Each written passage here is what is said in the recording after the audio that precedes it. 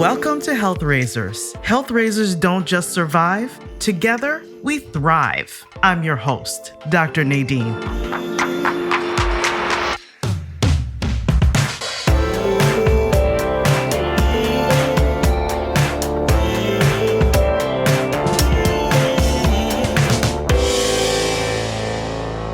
Okay, I would need you to relax, take a couple sips of beer. All right. Today, my guest is my husband of over 25 years, the silent guest or the guest of honor, the one who I have referred to many times on the podcast. So some of my listeners kind of already know you, Kevin. Thank you for being here. You're welcome. It was quite the challenge getting you on. But I think you're one of the perfect people to talk about managing your stress, because sometimes you do it well, sometimes you don't do it so well. So I want to kind of explore the things that do make you feel comfortable and relaxed. Namely, if anyone knows you, they know that your nickname is the captain in our family because you love boating so much. Let's talk about how you started to fall in love with boating. So I had a boat when I was a kid. My parents did, and it was just a nice way to relax and do something different than you're normally doing in your day-to-day. And was in the Navy, and so I was out on ships and out at sea. And so it's just, to me, it's always been a way to do something different and unique, something that most people don't do on a day-to-day basis. What is it about being away from a regular environment that invites you to relax? So it's just focusing your mind on something different than the things you're focusing on every single day. And since my job is stressful, it's helpful to go do something that's, you're working at it. I mean, when you're on a boat, especially if you're in charge or taking a trip, there's a lot of things you need to do. There's a lot of things you need to think about. But thinking about something in that way takes your mind off of other things you might be doing on a day-to-day basis. Talk to us about your job. So I'm a labor and employment attorney. Basically, the simplest way to explain it is when companies have problems with employees, whether it's litigation, whether it's dealing with problems as they arise, dealing with unions, I'm the one who they come to help them with their problems. A lot of what I do is spending time on the phone on a day-to-day basis. Clients will call me. They have an immediate problem that needs to be taken care of today. And a lot of what I do is basically being very responsive, coordinating with them, helping them through a problem, helping them proactively deal with the problem. And it can be stressful because I don't know on a day-to-day basis what's going to come up. And it may be something that I've dealt with 1,000 times, or it may be something that I've never dealt with. And the clients nevertheless want answers right away. And so you have to be able to, deal with that. Okay. And then that pressure has changed with time, right? Because, obviously I've been with you through the whole journey, and you were different in law school than when you were working in the summers, where you were finding those clerkships to work to start to kind of train to become an attorney. And then those early days when you had a lot of partners around you for support, and you had a lead or two who were mentors to you, who taught you a lot. And then you shifted to becoming a partner yourself. I've seen the stress ramp up over that time. Would you agree? Yes, because once you're a partner level attorney, you're now the one responsible for making the decisions. You're not just giving somebody some input and they're the ones who have to take accountability for the ultimate decision. You're the one who has to make the final call. And a lot of what I do is judgment. It's weighing risks. It's telling clients what the risks are. Sometimes there's right or wrong answers, but a lot of times it's gray areas, and identifying for the clients what the risks are, helping them find the best pathway through those risks. But ultimately, if you're the final decision maker, then it is stressful because you're the one who has to make that final call. Let's talk about different ways that you have had to support managing your stress. And I mean, things we don't necessarily think about, like your environment, your social environment, the people around you, your hobbies and interests that help you. We started to touch on boating, and we'll go deeper into that and then talk about other things. I'm even talking about your physical environment too, because you have gone through being in an office. Like when we were living in our first house, there was a lot of travel involved. So there was the train, and then making sure you got places on time, and then having the stress of needing to finish on time to get to a train, to get home at a reasonable time to be with us and spend family time. And then with the pandemic and our move, you started to work from home, which you didn't have before. And there's definitely a different tone to this environment because we're surrounded by woods and birds and wildlife. You're able to spend time with the dogs during the day, and one of our dogs actually spends time in the office with you. So there's been a difference in tools, I guess, and your physical and social environment that may have helped you manage your stress better. Have you noticed any differences in any of those shifts? Yeah, it's helpful to be out in a natural environment, to not be just dealing with a city environment all the time. It's much more relaxing. You just feel better when you're in, I do, at least in a more natural environment. That being said, during the pandemic, being here for months on end and being very busy, the busiest I've ever been, going from basically waking up to just walking a few steps to home office, and then being there for 12 hours a day, and then spending a little bit of time and then going to bed, and just repeating that over and over and over again. I had to start going back to the office periodically because I needed that change of scenery, because it was just getting to be just too redundant, and I needed to have a little break. So even just going to the office a couple days here and there was helpful because it changed my focus. Okay, so change of physical scenery. What about change of scenery in terms of needing to be around people or not? Basically seeing us on a regular basis, mainly me, and sometimes when the girls were in and out, and basically the dogs, and not really too many other people.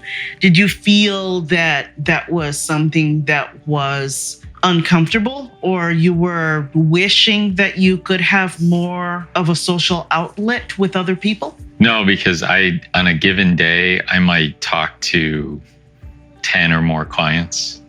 And most of them I've known for a long time. So I'm on the phone with people all day long, or Zoom calls. So you're interacting with people. It's just not in person. So I would say then it's not something you necessarily thrive, that causes you to thrive, which is I'm an extrovert and I need to be around a lot of people. And so that kind of takes me back to boating. Let's talk a little bit more about the serenity and the quiet and the lack of crowds on the boat. Right. You can go out on Lake Michigan and be by yourself. Like, you can have peace and quiet. Even if it's a busy July 4th weekend, there's enough space out there. You can go out somewhere by yourself and have peace and quiet. I mean, you may see other boats passing, you may see people on the beach, but you can be by yourself and relax. in a marina, there's definitely people, but it varies. I mean, sometimes of the year it's less busy than others, and it can be very quiet and very relaxing, especially like early morning if you get up and the sun's coming up and it's serene and peaceful. That's nice. Is there something about the water in particular you find calming?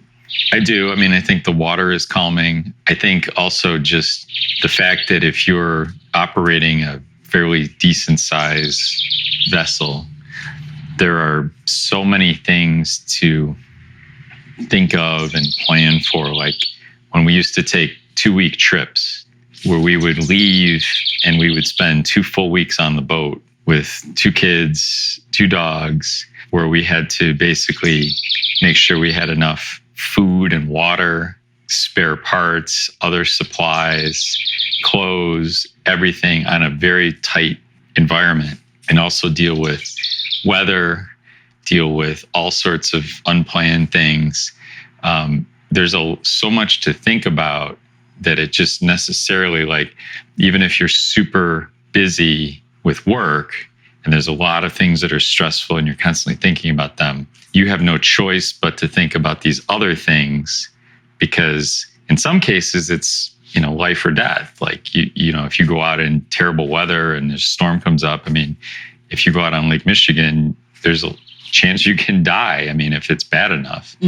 And so you have to think about those things to be safe. And so you necessarily don't focus on other things maybe that you're worried about or that are work related, because you simply don't have the mental capacity to focus on them when you're focusing on something else. So far, you've described liking an external, an outdoor environment. So let's take that to running, which has been a passion of yours since you said you started running with one of your brothers like you were 8 years old, right? Right. Yeah, running is good. I mean, I can't stand running on a treadmill. I mean, I've done it when I've had to, but it's just very boring to me. Running is hard, and I just can't on a treadmill. It's just not I don't get that input from the environment that I do when I'm running on a road. It doesn't matter whether I'm running out in the country or even downtown Chicago.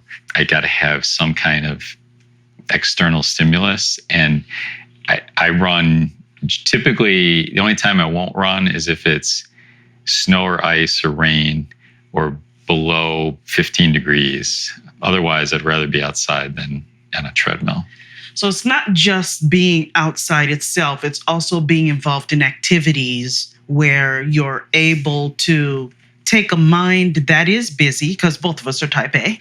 So you're able to kind of channel that energy into other stimuli. So being careful while you're running outdoors, or maybe choosing another trail. So it's something new for your eyes and your brain to take in. And like you said, this is why we call you the captain, because you really like all of that planning and making sure everything's okay and kind of thinking through plan A, plan B, plan C. Does that make sense? Does that sound right to you? It does. And then I also like to run, I haven't in a while since pandemic, but I also like to run races. And in part, that's because that gives me a motivation for training. It's easy to go out and run at a slow or moderate pace. But if I've got a race in 2 months and I have a goal of a certain time, okay, I've got to fulfill these certain steps and I've got to follow a training plan to get there. It provides incentive to work harder and improve, because if you were to ask me to run a race today, I could do it. I just wouldn't be very fast. But if you said, there's a race in 2 months, train for it, I would be much better prepared. So you like goals, you like challenges. Do you ever purposely seek out ways to be uncomfortable where it's not about a goal or a challenge? Lately, I haven't been running races, so it's more just trying to improve generally. But for me, I really have to have that specific goal if I really want to do better. Just because you'll focus more not only on the intensity of the training, but also the frequency. Because it's easy to say, oh, I'm tired today, I'm going to take a day off.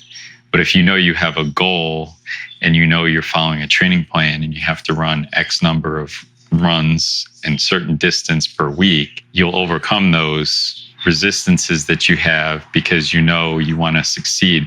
I don't run marathons. I run shorter races, 5 and 10Ks, but I also like to, in terms of the one thing I like about those is they have age groups, and you can, if you train hard, even, somebody like me who doesn't do this for a living, you can actually place very highly in your age group just from training. So I'm also hearing that the discipline is just really a part of who you are, and it's not something you really think about consciously. Can you describe your most stress-free, relaxed day? I know, see, it's hard. I know it's hard for you to think of what that's like. Yes, because my days are focused on something to do, and there's always something to do around the house or at the boat. Or that's true, but that's true for everyone. There is always something to do. So indulge me a little bit and fantasize about what your most idyllic day is like. So I would say an idyllic day would be getting up, having ideal weather, going out on the boat, going out on the lake, swimming, relaxing, just doing like beach activities, everything, weather's good, no bugs, no other problems, having a nice dinner. Who's there? You would be there, and kids. What else? That's it. Okay. Have you ever thought about bringing some of those elements that you described into your day on a regular basis to help you relax? Okay, so how about this?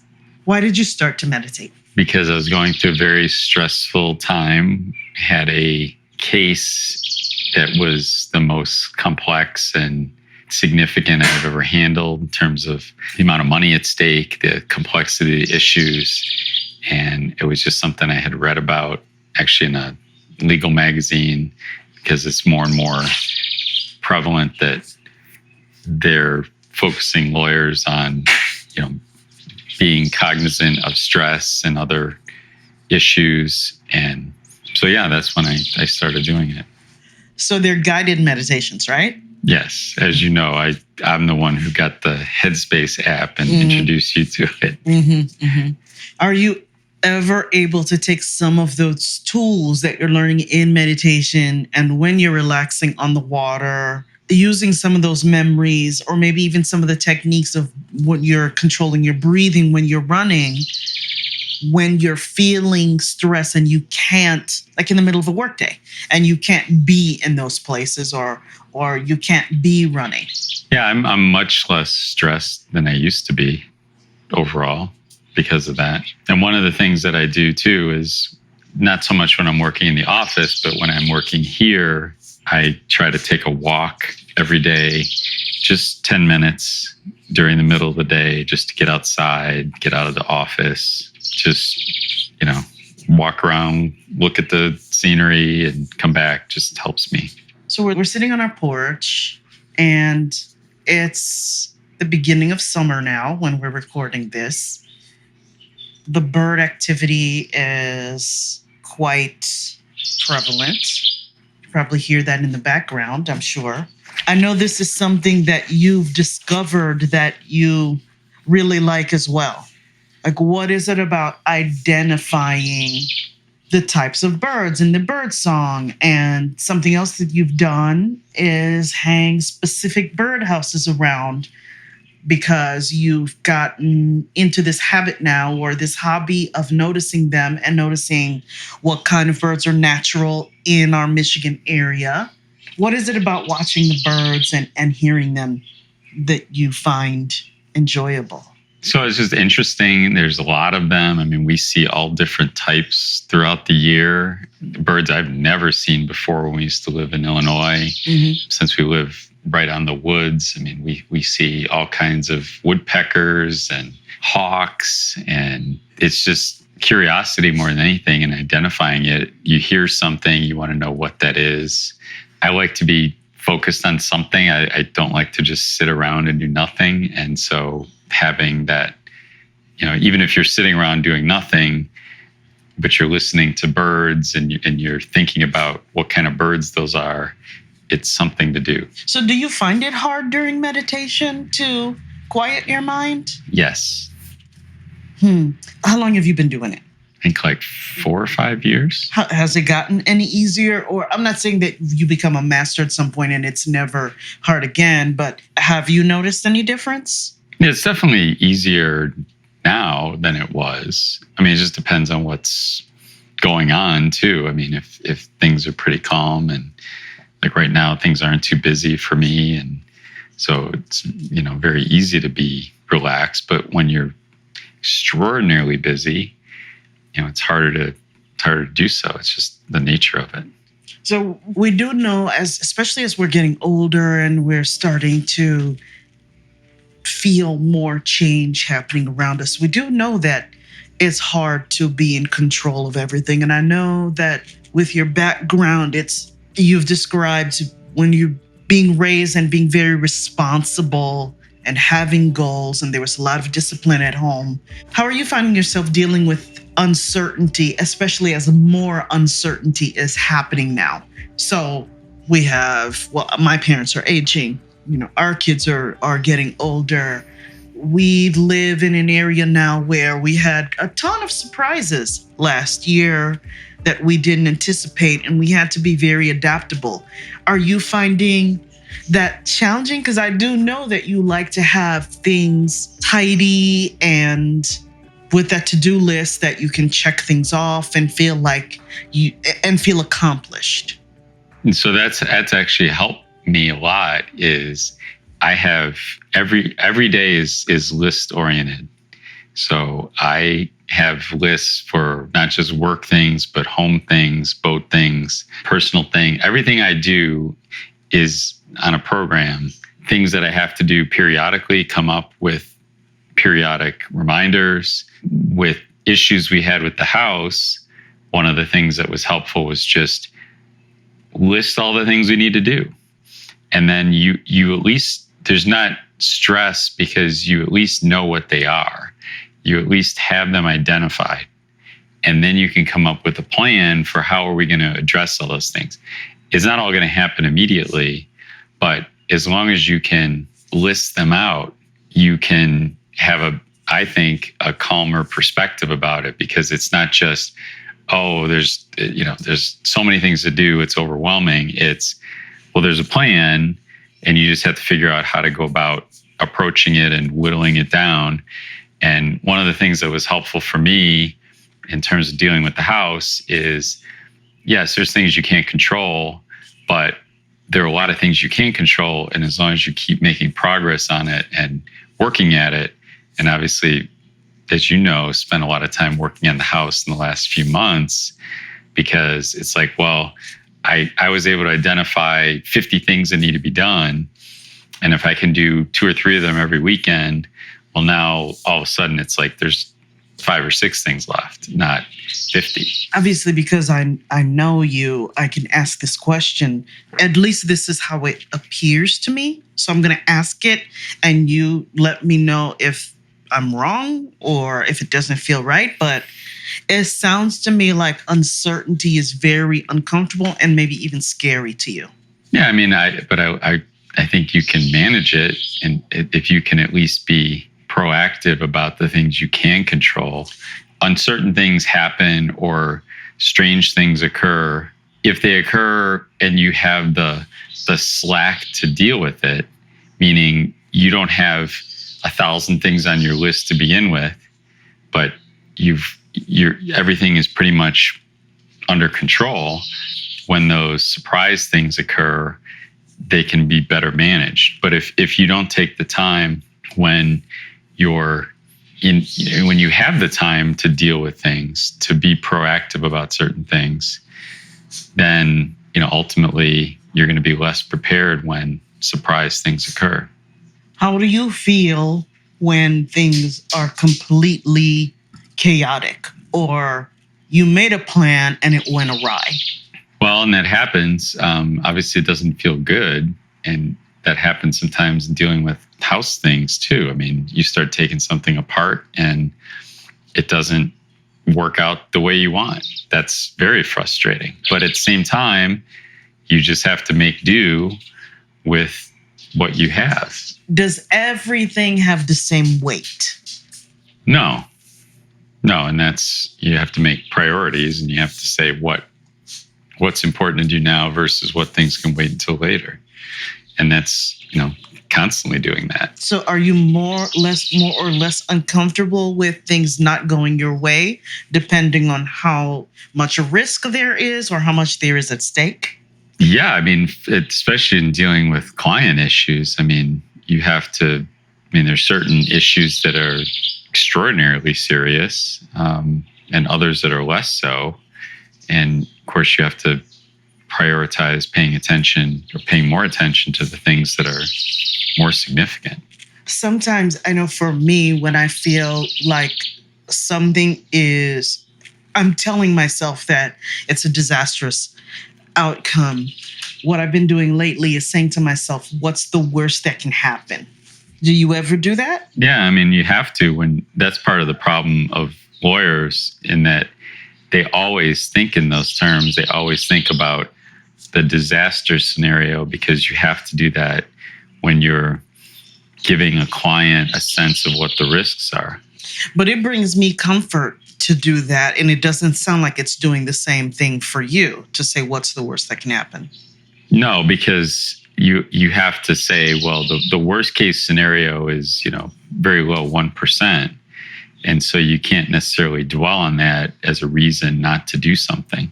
Part of what I do, and part of how you develop relationships with clients in what I do, because that's what it's about. I mean, you have to have people trust your judgment. Is they have to understand that if something's really bad is going to happen, you're going to tell them.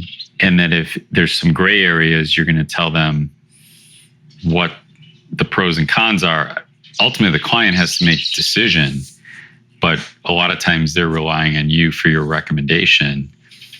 And it's all judgment. It's all weighing the risks based on experience, knowing what's the likelihood certain things are going to occur. And there's a lot of variables. And that's why somebody who's fresh out of law school can't do what I do, because they just haven't had 20 plus years of experience doing it. Right. Because you can't, there's no way you could ever teach somebody all the nuances that you learn over the years. Okay, so you come back to work again, and it seems like what I've been noticing is it's harder for you for myriad reasons, because of your position now, and because you do have less help, and because you are working from home.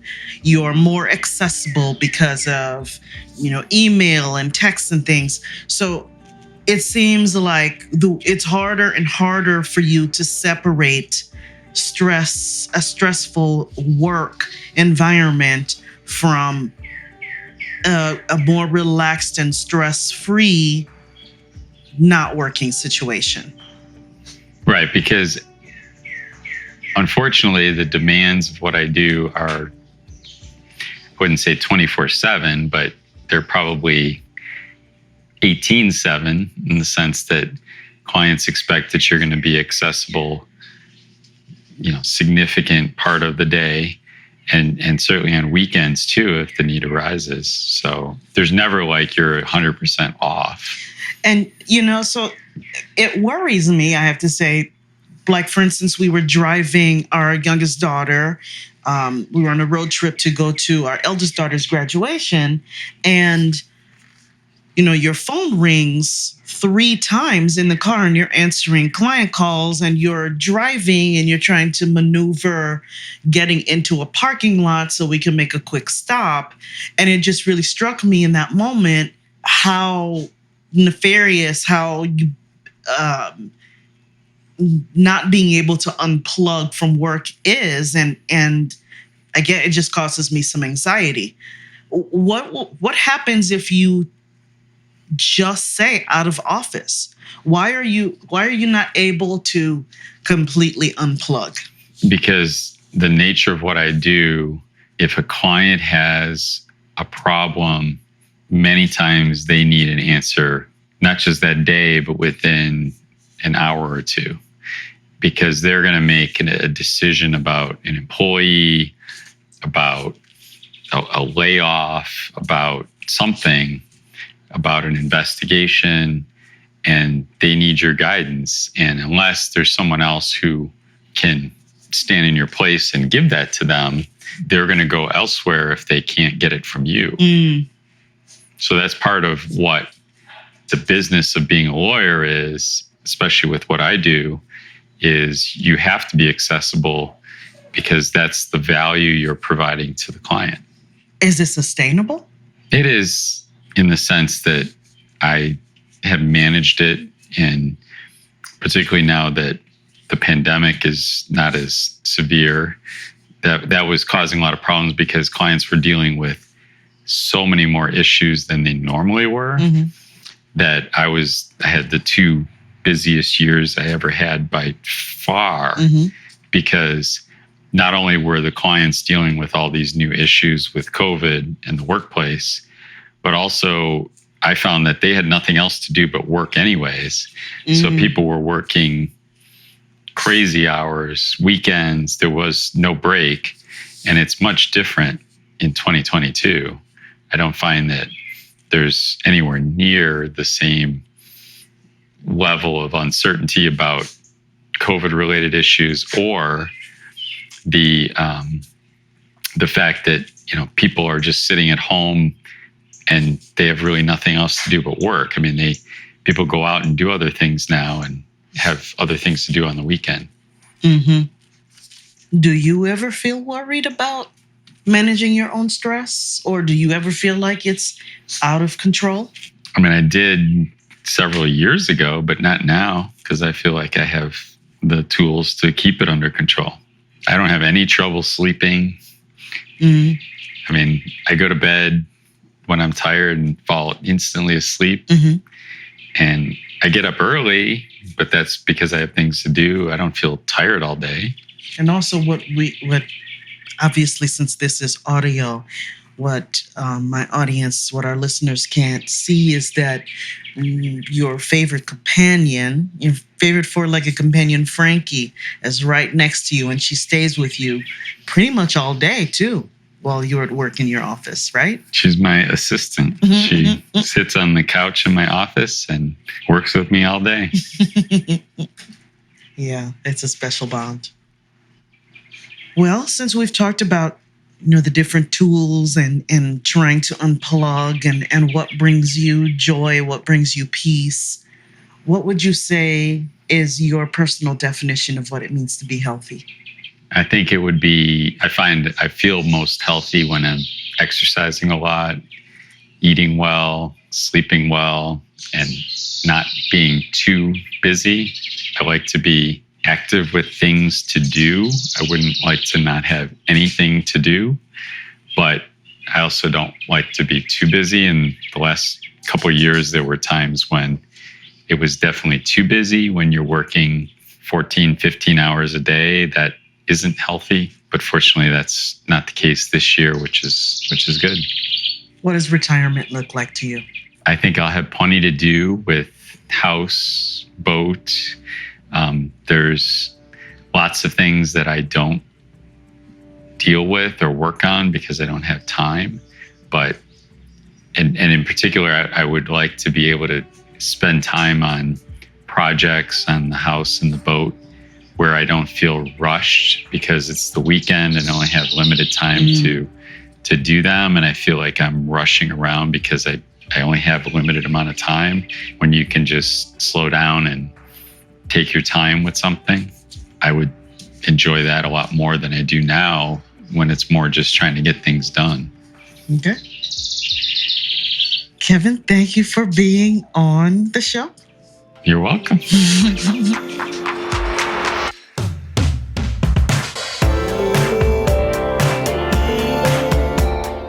Hey, thanks for being here. It really means a lot to me. One of my higher purposes in life is to help women thrive, not just survive.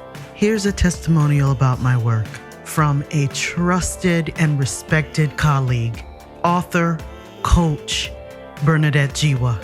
In a world that is constantly telling us who we should be, it's very hard to show up as yourself. And you're helping people to do that every day. If you want to work with me, if you don't want to just settle, contact me at npkhealthintegration.com. Let's connect.